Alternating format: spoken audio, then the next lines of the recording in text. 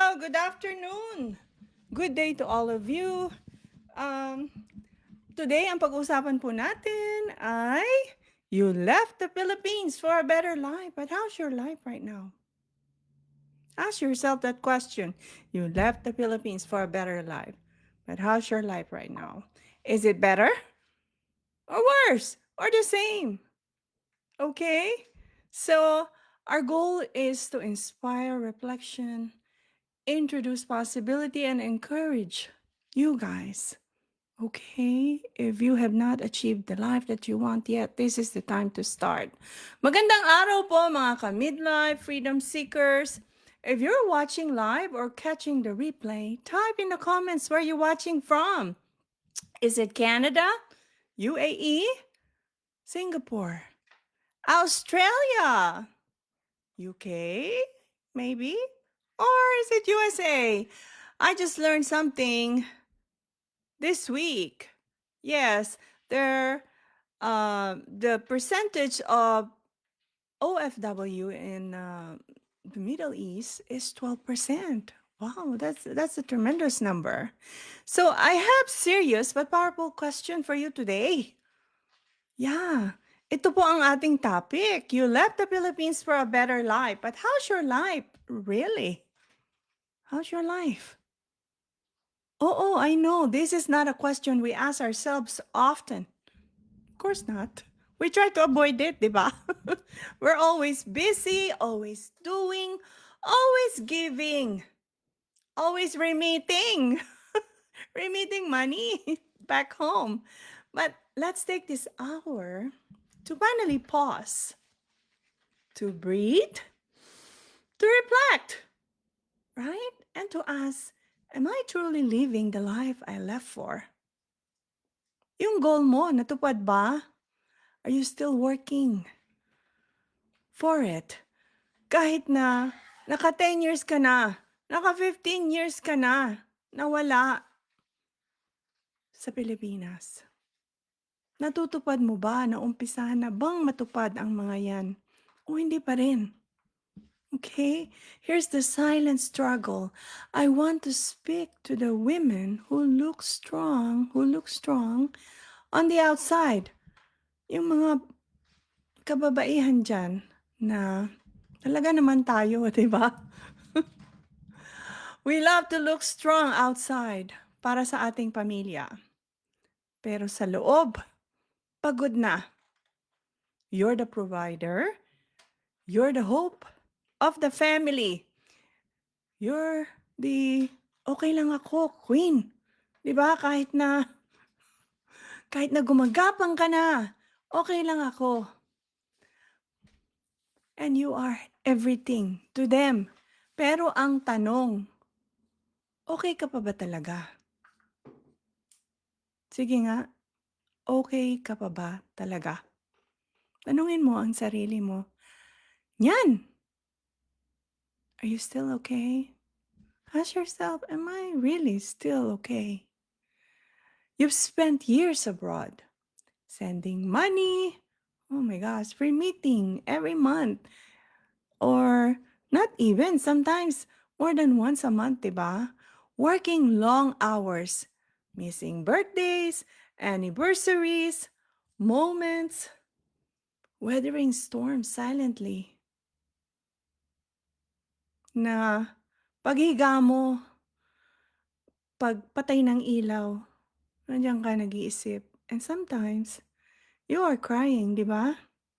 Kasi pagod ka na. Ginagawa mo naman lahat, pero hindi magkasya. Tama ba ako? Because for many OFW women I talk to, that's exactly what life looks like. Then you wake up in the morning, it's like nothing happens, right? Because that's what you need to show. You need to show that you're strong, that everything is okay. I'll be honest, and I want to share with you my sacrifices to the point of awakening. I thought I was doing everything right. I work hard, I save, I made sacrifices for my family. Hindi nga lang po ako kagaya niyo na talagang really, literally, I OFW. I was the planner. I was the achiever. In fact, overachiever. That's what my academic advisor told me. The strong one. But somewhere along the way, I got lost. I forgot what made me happy. Nakalimutan ko na maging masaya. I lost joy. I forgot who I was. I forgot how to dream for me. Kasi ang iniisip ko yung dreams ng aking pamilya. Yung dreams nila. I wasn't living. I was just existing. And when I started opening up about this, guess what?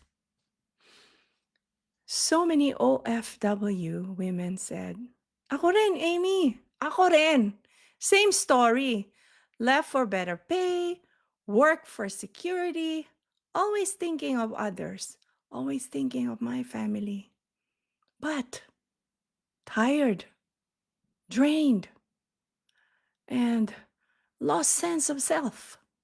Does that sound familiar to you? If yes, type me in the comment. Come on, guys, type me. So it's time to break the silence. It's a wake up call na. Okay? Let's face the truth that we don't say. Let's say it out loud. Being an ATM ng pamilya is not your life purpose. Guilt should not stop you from living. Sacrifice without boundaries becomes self-abandonment. There's no reward for being a martyr. Wala talaga. Gagawan ka ba ng estatwa? Bibigyan ka ba ng medal? There's no medal for burnout. Yes, our sacrifices are valid. But our dreams are valid too. Diba? Paano ka na?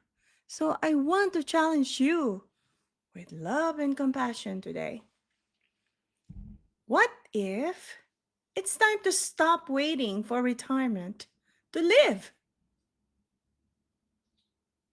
What if you can build a life now on your terms? Na kaya mo, na magagawa mo at posible. Let's start with 3 mindset shifts, okay? Let's start with that. The first one is you're not selfish for wanting more. You can never be. You're simply human with dreams, needs, and a heart. The second one is you can still love your family and love yourself. Hindi kailangang mamili. Pwedeng pagsabayin. Guys, pwede. And the third one, you deserve joy, peace, and fulfillment. Hindi lang trabaho. Sige nga. Oh my gosh. Some of you have 2, 3 jobs. Paano na ang pahinga? Yes, bumili ka ng bahay, okay? The house is like a trophy to you. But that house has become something that causing you to be a slave. You bought a house para what? Mapakita sa iba na nakabili ka ng bahay. Imagine sa Amerika, nakabili ka ng bahay. Wow! Yan ang sasabihin ng tao. Pero yun ba ang hinihintay mo? Yung makapag-comment yung mga tao ng, wow, nakaya mo yan, ang galing mo. Pero deep inside, you are suffering kasi you have to do 2, 3 jobs para lang mabayaran ang bahay na yan. So who are you fooling? Yourself, diba? Ang sarili mo. Because eventually, yung 2, 3 trabaho na yan, ano ang mangyayari? Maniningil yan sa'yo. Alin ang sisingilin? Your health. Wala ka ng pahinga eh. You're working 2 to 3 jobs. Paano mo pa mai-enjoy ang iyong trophy house? Wala na, di ba? So shift your mindset to this, okay? You're not selfish for wanting more. You can still love your family and love yourself, and you deserve joy, peace, and fulfillment. When you shift to this mindset, suddenly new doors open. Opportunities that don't demand 60 hours work week, not even 40. Paths that align with your values, your time, and your energy. Mabubuksan ang door. I want to tell you something that changed my life. You don't have to wait for retirement to start living. You don't. You can live on purpose even while you're working abroad. That's why I created our safe space. Midlife freedom seekers. It's not about getting rich quick, because this is not a quick rich scheme. No, it's not about fake success. I don't do that kind of thing. I don't fan a ton of checks to show you, here I am. I don't show you guys me buying jewelries or luxury bags, because I do not fake success. It's the wrong thing. One of my mentors said, fake it till you make it. It's a wrong thing. I want to do my business ethically. That's why. To attract my tribe, it is against my ethics to do those things. So this is about building real freedom. Mas masarap ang freedom kesa doon, di ba? Through a digital business, you can run anywhere with automation, mentorship, and a support system.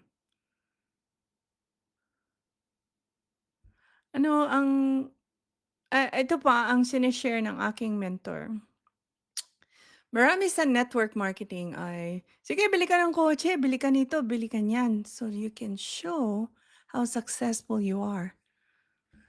That is faking till you make it. Magkano magiging utang mo kung gagawin mo yon?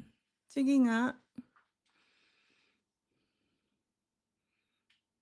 And I'm glad I found him because he does his business ethically. And I want to mimic mine based on what he's saying and based on what he does and how he does his business. So here's my invitation. If you're craving more than just paycheck, if you're tired of surviving paycheck to paycheck, what else? What else? If you're tired of surviving that remittance every month, and sometimes hindi pa yan kasya, di ba? Sige nga, hindi talaga. Palagi kang nauubusan kahit na nagdadalawa, nagtatatlong trabaho ka, kahit na meron kang mga side hustles na maliliit, benta dito, benta there, ng kung ano-ano. Mahilig tayo sa ganyan, di ba, as Filipinos.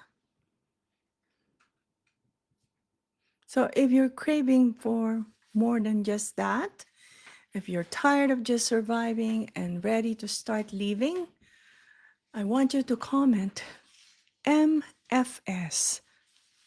Just MFS. That stands for Midlife Freedom Seekers.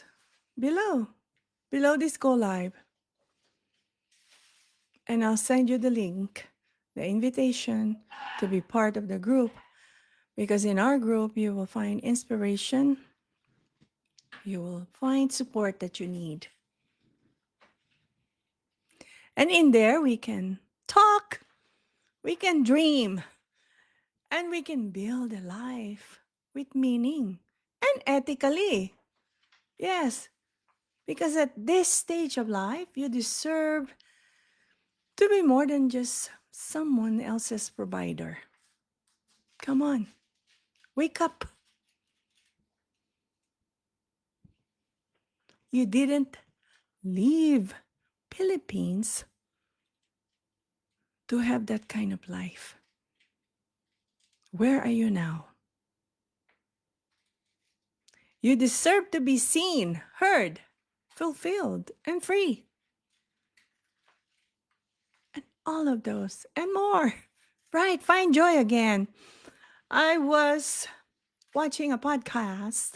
Yes, a podcast. And the speaker said, I want to find joy and not just happiness. For her, happiness is temporary. Happiness is what you feel when you get something material. But joy is in here. It's inside you. So I want to thank you for spending this time with me. If this message spoke to you, share it. If you know someone who needs to hear it, share it. Yes, share it. Someone else might need to hear it too. We all need to help each other. Until next time, guys. It's very cloudy here in Southern California. In some areas, it's drizzling. Uh, I still need to pick the rest of my avocados. Yes, if you can see behind me, yeah, that's the picker. This is Amy. For those of you who are just listening from this Go Live or who are just watching this Go Live for the first time, I'm Amy Marshall, a retired registered nurse of 28 years, cheering you toward a life of freedom. Joy, joy. That's what we need, joy, not just happiness. And purpose. Mahal kita, kabayan. Maraming salamat po. Don't forget, every day you wake up, you say your gratitude. Thank you. Thank you. You were given the best blessing. And it's free. Your life. Yes, other people don't wake up anymore, but you were awakened. So be thankful. Your goals and your dreams are possible. Write them down. Write them down and look at it every day. Yes. And what else you need to do? You have to do action. Because if you just keep them in your notebook, nothing is going to happen. You must act to achieve those dreams. Okay, have a good day, guys. God bless all of you. I will see you again soon. Bye for now.